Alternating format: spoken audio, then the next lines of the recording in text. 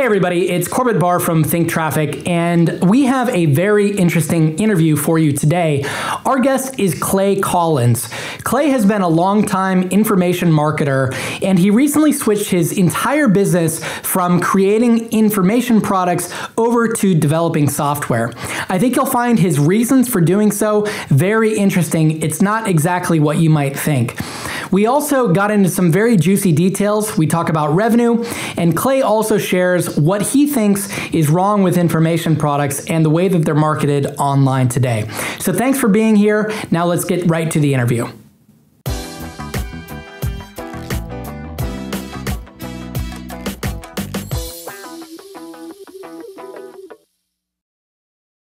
Hey everybody, it's Corbett Barr, and I am super excited today to be sitting down with Clay Collins to talk all about software development versus info product development and a host of other exciting things. So Clay Collins, thanks for being here today. Corbett, I am a huge fan of the meteoric rise of Think Traffic and what you're doing and just the integrity of it all, and it's a huge honor to be here. Thank you. We've talked quite a bit. We've known each other for a couple of years, I guess, even from back in the days when we were both sort of blogging about lifestyle design and other interesting issues. And you have certainly moved on from there and done some exciting things. Today, specifically, I really wanted to ask you about getting into the software development business, because I know that you have one software product out now called Lead Player, which I've seen around and actually we've used, and I'll share a little bit of my experience with Lead Player. But before Lead Player, your business was really primarily an information products business, and now you've jumped headfirst into software. Why did you decide to make that switch? Yeah, so, I really think that certain business models are suited to different kinds of people. And when I was 15, I left home and started my first software company, and that really didn't work for me. And, we had some temporary success. We raised like $120,000 in venture capital, which is kind of impressive, for a 15-year-old. But at the time, it absolutely crushed me that didn't work. And I think there was a part of me that was very reluctant to get back into products in that way, especially software products. And fast forward, I'm in my 30s now, in my early 30s, and I have this history which, I'm not going to spend a lot of time on, but I have this history in direct sales marketing. And so at some point, I dove headfirst into direct sales marketing. I learned how to write copy. I learned how to write sales letters. I learned how to build a blog following. I learned a bunch of these things. And at some point, I think I just realized that I was unsatisfied with all the information that was out there. The last thing I thought people needed at some point was another freaking info product, another free report, another another just more content to go through. And I thought that the greatest thing I could contribute really was software that just had embedded inside of it best marketing practices. So I could either, sell people an airplane, or I could give them plans to build it themselves. And I would rather just sell people stuff that kind of does it for them. So, that really was what got me into software in the first place. I don't think it's for everyone. I think software for a lot of people is a huge pain in the ass, and there's it's not a panacea. It's not this huge business opportunity that I think a lot of people are selling right now. It's its own separate beast. But I think it was always in me to have a software company, and I'm very happy to be squarely in the tech space now instead of this sort of the direct sales info product marketing space. Yeah, and I guess the barriers to entry, if you're trying to create an info products business, are very low. One person can really create that sort of business, whereas with software, unless you're a software developer yourself, and even if you are, it's pretty hard to create anything that's meaningful with just one person, right? So what have you learned about developing software? I'm sure you've learned a ton of stuff, but was it as easy as you thought it might be? Was it harder? What are sort of the critical takeaways from this transition from one business model to the next? Yeah. A few things. So I want to be really clear that we're not a software development house. So we're not in the software development business. We're sort of in the software products business. I think that there's a certain part of me that feels like I always just kind of sucked selling info products. I mean, we did very well. There was a string of months where we were doing like 6 figures per month, and where we had a 7-figure run rate. We didn't actually bring in 7 figures over that period, but we were like on track to do it before we switched to software. So I think we did well, but switching to software, I found more success than in terms of how rapidly things have grown that I did with info products, and I'm still wrapping my head around it. So a couple weeks ago, I put out a blog post that merely explained 7 features that we had added to Lead Player, and that blog post got shared or liked like 60 plus times on Facebook, right? The previous week, I had released an amazing episode of The Marketing Show. I have a blog called The Marketing Show. And I was teaching marketing. And in all honesty, I think the Marketing Show content took longer to produce. It was harder to think through. I thought it was of more value, but merely a video telling people new features that we added to software got way more attention, way more shares, way more comments, way more social media love, and it still baffles me to this day. I do not know what's going on, and there's a part of me that's like, maybe I just always sucked as an info product marketer. Like now I'm just releasing stuff like, here's a new feature release, and people are going crazy. So I still don't fully understand it, but I think some of it has to do with the fact that I do understand how to build an audience. I do know how to do compelling content marketing, and I'm now doing that in the software space where almost nobody is doing direct sales marketing and content marketing. So it might just be that I'm doing something that is established and that is sort of like old hat in one space, and now I'm doing it in another, and that combination, that synergistic effect is much more powerful. That could be what's going on. Yeah, and also maybe just because you're sort of in a different space now, like you said, you have a product that if it lives up to what you promise, people can push a couple of buttons and achieve results. Whereas when you're just selling education, there's a whole lot of work involved for people. And the honesty, the honest thing about info products is that very few people actually go through and use everything that you suggest and get the full value out of it. So, when did you launch Lead Player, and what have the results? What can you share with us about the results so far? Yeah, so I mean, Lead Player's done really well. We launched it in May, I believe, and we pre-sold it. So the pre-selling of it, like we sold it before it was released to kind of fund the development of the software. The pre-sell it was pretty modest actually. We only did about $20,000 in the pre-sell, which isn't terrible, but it isn't amazing either given the size of our audience. So we sold about 20,000 of that. And I thought that was enough to kind of validate the idea. The next month, because we were so busy just kind of like building the product and releasing it, we sold about just $700 that next month. We didn't even have a sales letter. That was probably it. There's like only a few days when the sales letter was even up the next day because we kind of pulled everything down and started working on building it. And then month after that, we've been doubling each month. So last month, I believe we did $35,000 in sales, and that's in what month is it right now? In September, we did about 30, and it's just, I don't want to at this point, I want to stop just getting into the numbers. I'm sure but it's growing steadily, and we're really happy with what's happening. And you mentioned before that it took you quite a while to get to that level with info products before. I mean, can you sort of compare and contrast the two, the growth rate? And of course, I mean, things are different now because you sort of have a built-in audience, but even still, it's a brand new product in a market that you hadn't really explored before. Yeah.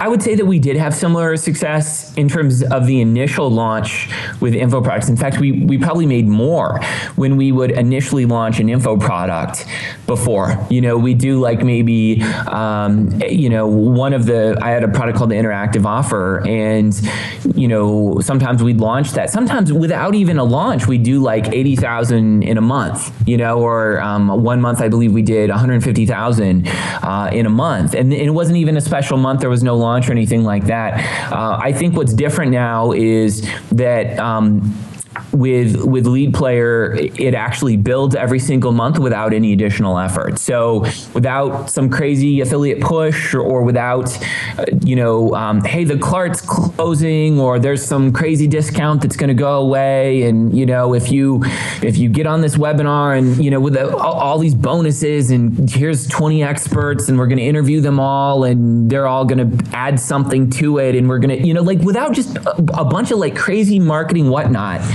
It just continues to grow every single month. And I really enjoy that, because I think that, with info products, you kind of make the product, right? So you make the info product, you make it once, there's this creative experience where the product is made. And then after that product is made, every hour you spend that's focused on making that product better versus marketing it is lost time. So if you spend time marketing in that info product, you make a lot more money. If you spend time enhancing that product, one, most people aren't consuming it, so they're not even going to know the difference. And two, it's not going to have a higher perceived value. But with software, it seems to me like effort spent improving the product tends to result in more sales. So it feels like I'm in more alignment. I can spend my efforts making the product better, and that truly results in more sales. And there's a part of me that's always been kind of envious of Steve Jobs, in that he doesn't have to go up there and say, hey, the iPad is going to make you $1 million, or help get you laid, or you're going to lose weight because you lose the iPad. And he's merely up there talking about features. Look at this beautiful Retina display, and it just works, and click this button and it all syncs. All he's talking about really are features, and look at how you can see the photos. Now, some might argue that there's a lot going on much deeper than that, and there always is in any good marketing. But at the end of the day, if you analyze the content of what he's saying, he's talking about features. He's not talking about benefits. And there's something about that just feels kind of honest to me, and I really enjoy that aspect of selling software. This is fascinating to me. And I think some people listening to this might be thinking, Clay was just throwing out some numbers. We made $80,000 in a month, or 6 figures in a month, or whatever. There's plenty of people listening to this that are struggling to make $100 or $1,000 in a month, and they would jump at the chance to have a product on their hands that could sell so much revenue in 1 month. And yet you sort of tossed that all aside and started from scratch, and had a month that barely earned anything to begin with, in comparison at least. But I'm sensing, and you're saying, that there are all these underlying things. If you could, is it really, at the end of the day, all about alignment and about just not having to be so focused on hype and pitching all the time? Is that did that just get sort of tiresome for you, or what else is behind it? Yeah, I'd say in part that was tiresome, but also to me it has to do with sustainability. There are a few info products in existence that were in existence like 3 years ago that are still being actively promoted and sold today. And so the nature of information is that even though ideas are huge, right? And there are a few books like the Bible and Think and Grow Rich and Dale Carnegie's How to Win Friends and Influence People. The vast majority of books, their relevance decays over time. Whereas with software, if you're tapping into something that's potentially huge, the value can increase over time. So like most operating systems are like that, Salesforce.com, like whatever, like there's a lot more software products that increase in relevance over time.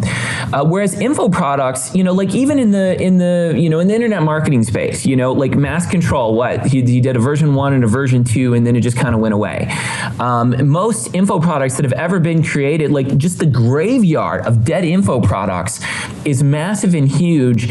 And to me, that just doesn't feel like leverage. I want something that's going to grow over time. And so with every info product I did, we'd launch it, and then over time, sales would go down, relevance to the marketplace would go down, and we had to either find a way to infuse it with more interest and with more, we had to infuse it with more meaning somehow over time. But that got harder and harder and harder to do because the marketplace had already heard about that idea. They'd already heard about that product.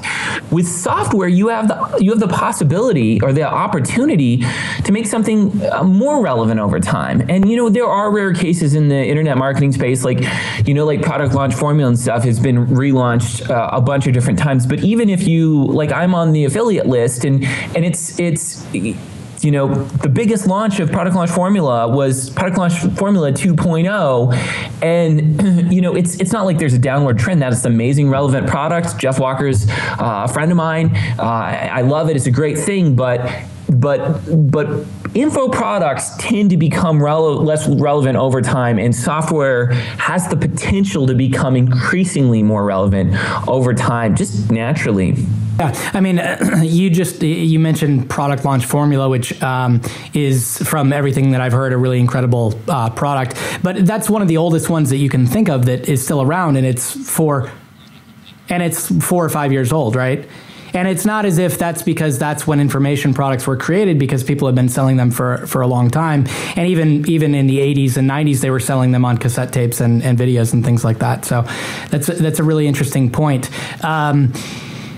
All right, so I want to talk about two other things. One is, how do you get into software? And let's save that for just a second. But for people that are listening to this, are you saying that they shouldn't create info products? If people are creating a blog or a content-based site around some specific topic and they're thinking about ways to monetize that, they're going to be thinking about affiliate marketing, they're going to be thinking about creating an ebook or something like that, should they skip it? Is it not worth it? Or is it just sort of in your mind, more of a stepping stone? And if they're going to go after it, what can they do to make it successful to begin with? Yeah, well, that's it's a great question, and there's lots of things embedded into this. So yeah, I'd really like to unpack this. First and foremost, I think that people should have an audience. So I really can't overstate the value of having an audience that you can sell to, who will buy your stuff, whether it's information or software. So that's the first thing I want to say. There's really, there's really two ways to sell stuff, and that is you can leverage other people's audiences, or you can have your own. And when you have your own, you have a certain level of control, and you're not prevented from selling to other people's audiences. So even if I have a physical product, I need distribution in places like Walmart or Target or wherever that's being sold. You need that kind of distribution, and that's in part why Apple built their own Apple stores, is so they weren't reliant upon other people for their own distribution channel. Like, they own their own distribution channel. If you have a physical product, like let's say I own, I own a fabric softener, or I own like Yes to Carrots, right? Like the skincare product. Like if they lose Walgreens and they lose Target, they're hosed, right? So the value of having your own audience through a blog or something like that is super important. Now, once you have that audience there, you really need to think about what you're compelled to do with that. To some people, they just want the enjoyment of writing, and they want to write more and more, and they're really just about their content. And to those people, I'd say, don't take this half-assed attempt to monetize your audience by coming up with an ebook or some info product because someone said you should, because you have these eyeballs and you need to monetize. Excuse me. Because whatever you do is just going to be some like shitty thing that you release because you want to monetize your traffic. And if you're going to do that, you might as well just do affiliate marketing or sell ads. Find a product that aligns with your audience and sell it to something. But if you're not passionate about building your own thing, then please don't do it. The last thing we need is another shitty info product released with the same squeeze page with the flashing arrow and the whatever the template people are using. Like, that's the last thing we need. So please don't do it unless you're passionate. If you are passionate, I encourage you to think very long and hard about what it is you want to do. And my decision and our company's decision to do software, I think was a very individual one, and I don't think that there's one right answer for everyone. Software's hard. With info products, you can kind of create that info product, and yes, you have to do customer service, and yes, you need to be marketing it and stuff like that. But you can kind of create that and walk away. With software, if there's bugs, they need to be addressed, and you better freaking have an amazing software developer on your team who can deal with bug fixes, who can create releases, who can improve what you're doing over time and adapt to what the competition is doing. We re-release a new version of Lead Player, a new update to it every week to every 2 weeks, and I would never in a million years outsource that to some software development house, say done, and walk away, because you just can't do that anymore. So I think for a lot of people, information is a great way to go. I don't think there's anything wrong with, if that's who you are, if you are primarily an expert and you want to teach, then doing some combination of coaching with information and whatever, more power to you. That is awesome. It's one of the hardest things in the world to do, is to sell information. If you can sell information, you can sell anything. So please do that if that's what in your heart to do. Please don't listen to me today and be like, oh, now software is like the way or the opportunity. Don't do that. Only do software if you are absolutely compelled to do it, because it's going to take more capital, more resources, more support, more infrastructure. And, with an info product, you can create an info product, launch it, and then abandon it 3 months if it doesn't work for you. With software, you've got a base of users who are now counting on you to update and support that software. Like, we have a WordPress plugin. If WordPress creates an update, we need to respond to that now, immediately. And so I don't encourage people to do either lightly. I'd encourage people to do whatever is in their heart to do, and wait until you know what that is before moving forward. Yeah, and in either case, make sure that your intent is to create real value and not simply to earn a quick buck, right?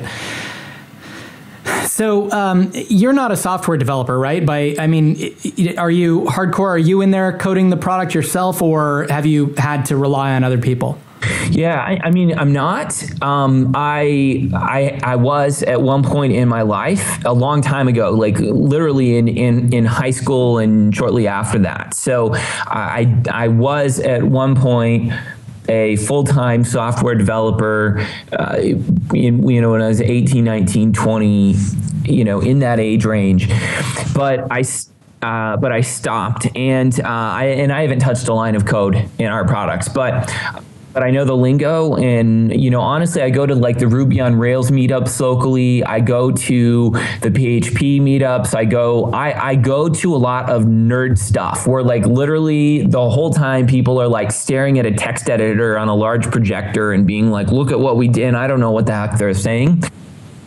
I pick up things here and there, and I have conversations with developers And I think it's really important that I'm dialed in to that. I am a product guy at my core. I'm more of a product guy than I am a marketing guy. I understand marketing, and believe me, I obsess about it.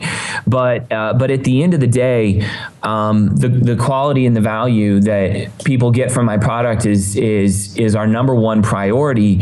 And part of that is being able to have productive, intelligent conversations with developers about what's going on. And so I need to be able to have high level opinions, because it's really this kind of like this tug of war and this constant sort of tension and discussion about what's going to come next that needs to happen. And if you're completely divorced from the technical aspect of things, then my advice is please do not start a software company. I mean, I know there's a school of thought that comes out of this kind of this Tim Ferriss thing, like hire it out, get some offshore people for $4 an hour, throw it out, see what happens, and then the rest of your time, because it's software as a service and you're getting paid every month, you can like travel around the country. But I think the reality of that is less and less possible time. Right. It's like there's lore about that one guy who created an iPhone application and is making $1 million a month, and it's pretty hard to find anybody else who's doing it besides that one story, especially if he wasn't a software developer, right? If he just outsourced it to Pakistan. And at the end of the day, when you hear about those people, you're not hearing the full story. Some of those people are my friends, and they've got like full-time operations people who have a background in software that are like the chief operating officer of the company while they go around and travel and, talk about their lifestyle, so there's more to that. If you're not coding yourself, do you think it's possible to bootstrap a software business? If you're not going to be in there writing software yourself, but you're a founder, how could you bootstrap a software business? I guess maybe you'd have to partner with someone who is technical.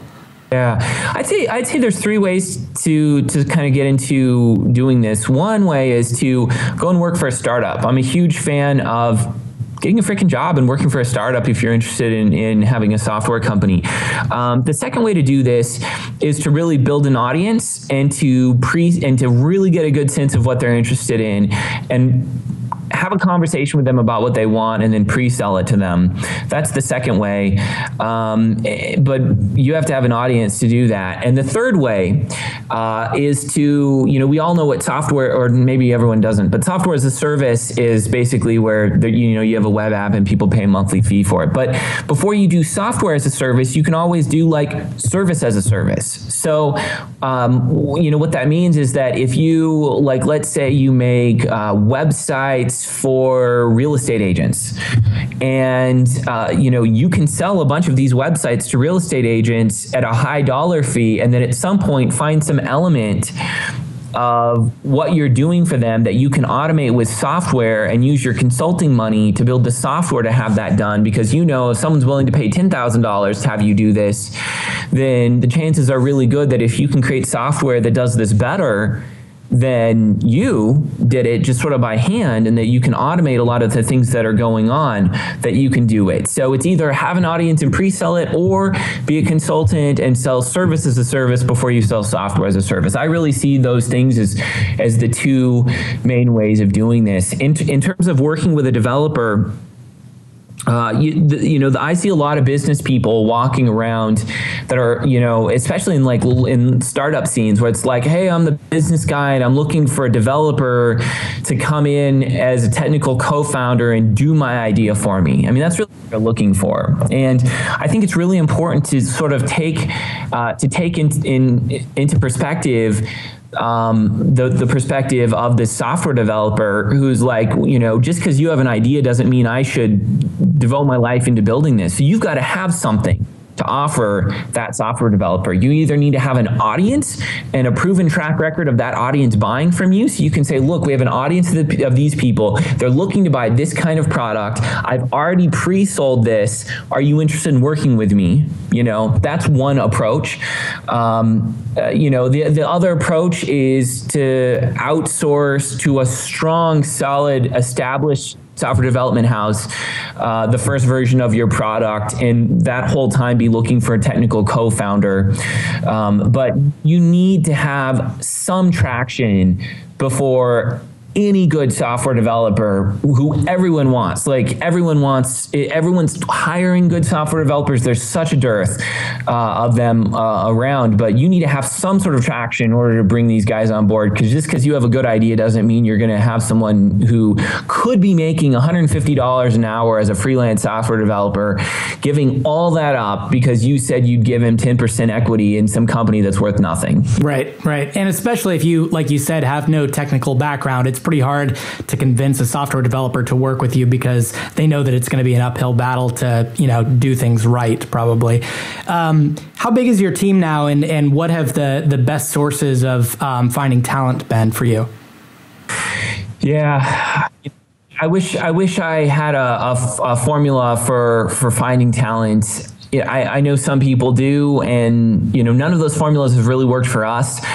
I can tell you that sort of the three co-founders of our team are myself, and you know, I guess I'm the hustler slash marketer in the group. There's my business partner Tracy, who's operations, and then there's our technical co-founder, and he's just our co-founder. I don't know why I always say technical co-founder, probably because we just value that so much, but Simon. And so that's sort of our, those are the co-founders. And then we have Linda, who does marketing automation and technical support. And she is freaking fantastic. Having someone on your team who knows how to do automated marketing, automated webinars, automated follow-up sequences, all kinds of ninja stuff with Infusionsoft, so valuable. We've got Pedro, our full-time graphic designer. Our stuff used to be ugly, and more it's looking better, and that's due to his involvement. We've got Ernie, who helps out with websites, and and we just got another full-time software developer, Montosh, on board, and he's a rock star. So you were going to ask something. Are these people are you all co-located, or is this a remote situation? Yeah, none of us work out of the same place, and that will probably change over time. I don't know if all of us will be in the same place, but I would like to have some of us at least working from the same location. I think that's sort of an inevitable evolution of where we're going. I don't think we're going to change the world, really, being a lifestyle company, sort of, as it were. I think that to me, lifestyle means that I can afford to work with the best people that I know of. It means that I have the freedom to work my ass off on whatever I want, and that we have the resources and time to actually take a stab at changing the world. That's what lifestyle means to me, and I work my ass off. I like that you have your own definition, and it doesn't involve pina coladas on the beach or whatever. You mentioned something when we chatted a few weeks ago. We talked a little bit about personal branding, about being labeled or trying to be a guru.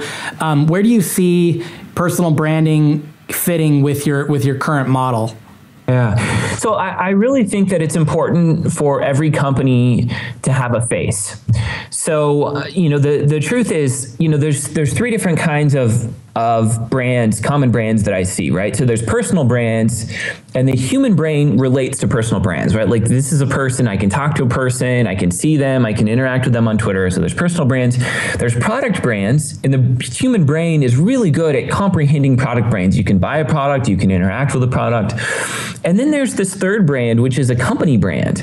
And the human brain has trouble with the company brand because it's fairly recent in the evolution of the human species. Like, what is a company? I can't talk to it. It's sort of this fake entity that isn't really tangible. And the mistake that I see so many people making is that they spend so much money marketing their company brand when nobody's buying their company. They're buying the product, and they're interacting with people. So the role of me as a personal brand is that someone needs to be the face of the company because they need that relationship. Regardless of what company it is, I think it behooves every single company to have a forward-facing person that is sort of the face of the company, because it just makes the company that much more relatable. So I'm not trying to be a guru. I'm the one there answering questions on our Facebook page. I'm the one responding on Twitter. I'm the one responding in the comments. And I think that it's important that people be able to ask a question, not of a logo, like, hey, I'm interacting with a logo in the comments. They're interacting with a real person. And that's the role I play right now. I do know quite a bit about the theory behind why our software works and the marketing components and the aspects of everything. So I do a lot of, I believe, thought leadership marketing, where we talk about the way marketing is changing and what's happening. We share split testing results, but it's not to sell information. It's to really establish ourselves as a leader, because what we do is heavily influenced by information type. There's an information product component of it, but we give away the information for free because we're selling the product, Yeah, so you're still creating content. You have the marketing show, you have a blog, and you're still creating content, but the purpose is really different now. The content isn't what you're selling. It's simply a great way to build an audience and to get people interested in and familiar with what you're doing, right?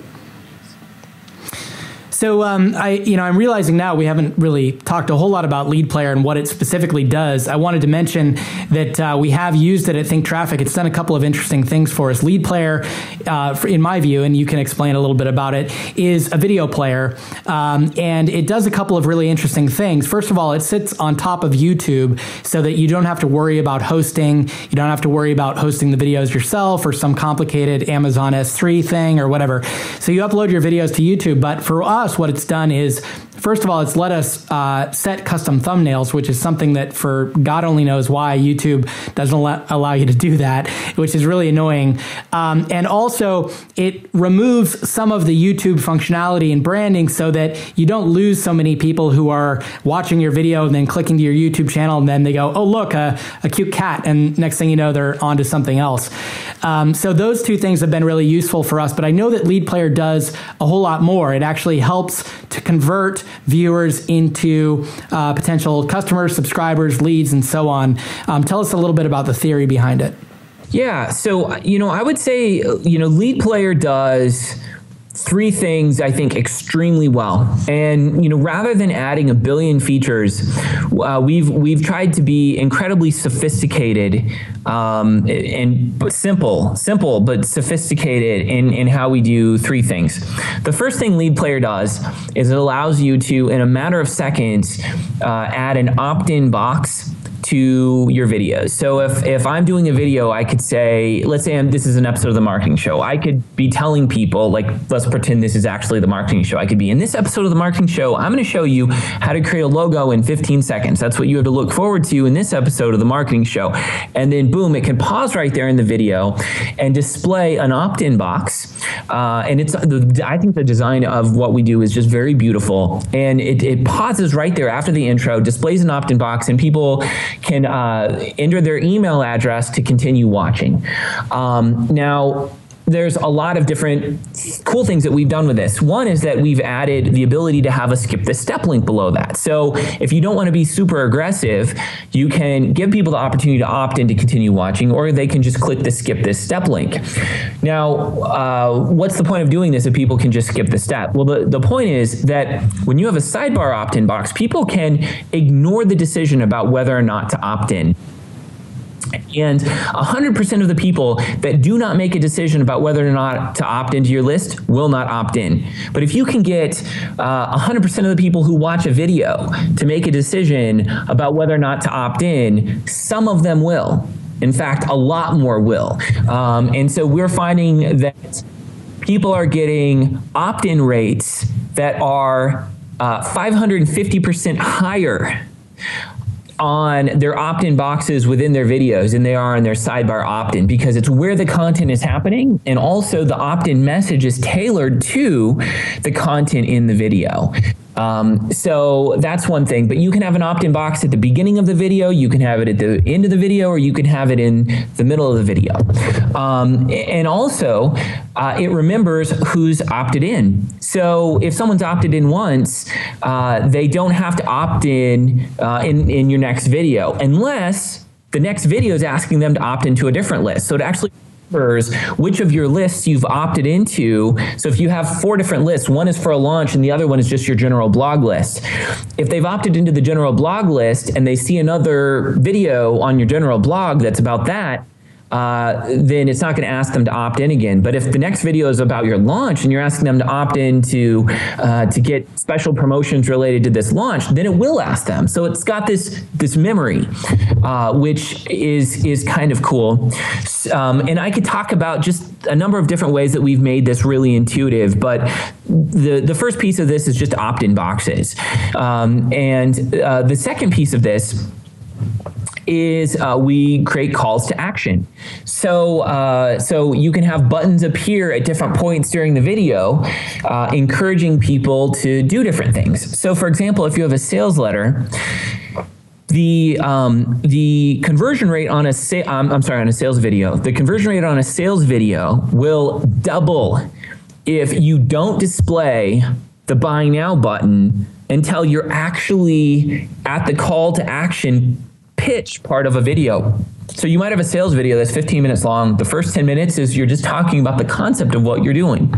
And in the last 5 minutes, you're saying, here's what you get. Here's the offer. In module 1, we're going to talk about this. In module 2, we're going to talk about this. You get coaching, right? When you get to that pitch, if the call to action, the buy now button appears, then conversion rates we've seen double. So it allows people to add these calls to action buttons at specific times. Now, what we wanted to do was make it really, really easy for people to manipulate these calls to action buttons and opt-in boxes across all their videos on a site. So we actually allow people to override existing videos. So on the marketing show, for example, we've got 50 plus videos, and I can create global calls to action and global opt-ins that propagate across all the videos. So, let's say I'm doing a webinar on a given day. I could make it so that at the very end of every single one of those videos, it says, hey, we're doing a webinar this evening at 7:00 p.m. Enter your email address and password, or enter your email address and name here to sign up for this webinar. So someone could come to my website and see a video that I posted there 2 years ago, but hear about a webinar that's happening that day. Yeah. And sign up for it. Or if there's a special deal on one of my products, I can have a call to action button that appears across all those videos. So you can do time relevant stuff. And and there's a lot of other things that do. That feature is really nice because it's such a pain to go back in and edit a video that you did 2 years ago. You probably don't even have the file around, let alone the ability to edit it at that time, and it just takes so much time to edit and export and re-upload and all that kind of stuff. So it's really nice to be able to change a video sort of on the fly. And I should also point out, I was really impressed with how easy all of this is to change. You guys have a really great control panel that works in WordPress WordPress. There's like a plugin, and all the settings are right there. And it was just really nice and easy to change. It wasn't really hard to go in and figure out where to do all of this stuff. It sounds like you have a lot of features and that it might be really complicated, but really it's laid out in just a few different control panel pages. So it's a great product. I congratulate you on the development so far and on the growth. It sounds like people are really, really enjoying it. Where can they find out more information about all of this? Where should people go? Yeah, we can just put a link below where people can find out more about this, and maybe we'll have like a short, like a 1.5-minute demo of Lead Player below if people are interested in that kind of thing. Yeah, absolutely. And I know that Lead Player isn't the only thing that you guys are developing. The company is actually called LeadBright, and it sounds like you have a lot of plans for other stuff in the future as well. Yeah, I mean, one last thing I want to say about Lead Player is the reason why we did this on top of YouTube. A lot of people thought that it was because then we don't have to create infrastructure, we don't have to do hosting, and the truth is that that actually the YouTube integration has been one of the most costly and expensive pieces of this. Like we go to the YouTube developer conferences, we're on their list, we have to do all this stuff. But the reason why we did this on YouTube, on top of YouTube, was we wanted folks to get all the benefits of all these marketing benefits, right? So opt-in boxes, calls to action. We wanted all this conversion stuff to be in place. And we wanted people to get all that without losing their YouTube view count. If you use something like Flow Player or something that works with Amazon S3 or some sort of privately hosted thing, every time someone watches one of those videos, it doesn't count towards your status in the YouTube ecosystem, and YouTube is the second largest search engine in the world. But we wanted people to get all the benefits of all this, of opt-in boxes and calls to action and these globally changing things. We wanted people to get all those benefits and still keep their YouTube view count. So that's why we did what we did there. In terms of the future of LeadBright as a company, we're doing what people are going to do is never very interesting for like people watching this but we have our sight set on huge things, and we're building a platform that other developers can build apps on top of, and we've got a marketplace coming and an app store, and we're placing big bets, and we want to change the game. Well, I thank you for taking 45 minutes or so out of your seemingly very busy schedule. This was really fantastic, Clay. You really brought a lot of great content. I think people are going to find this fascinating. So thank you so much for being here. I really appreciate it. Absolutely. It's always great talking to you, Corbett. We'll talk soon.